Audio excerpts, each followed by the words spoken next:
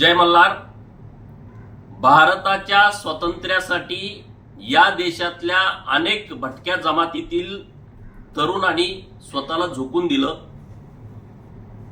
यामध्ये सर्वप्रथम ज्यांचं नाव आपण घेतो ते राजे उमाजी नाईक, ज्यांनी इंग्रजांच्या विरोधामध्ये बंड उभा केला.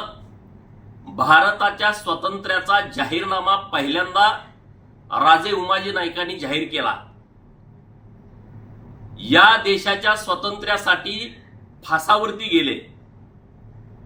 अशा महापुरुषांची जयंती 7 सप्टेंबरला देशभर होते.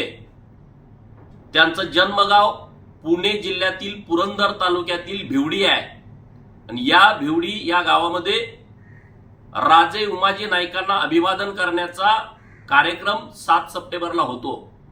आणि याच दिवसापासून महाराष्ट्रातील रामोसी, बेरड आणि बेडर या समाजामध्ये जागृती व्हावी म्हणून आमचे मित्र रामोसी, बेरड आणि बेडर समाजासाठी रात्रंदिवस मेहनत करणारे, मोठी चळवळ उभा करणारे जय मल्हार क्रांती संघटनेचे अध्यक्ष माननीय दौलत नाना सितोळे हे जनसंवाद यात्रा काढतायत. महाराष्ट्रातील 60 विधानसभा मतदारसंघामध्ये ते जात आहेत.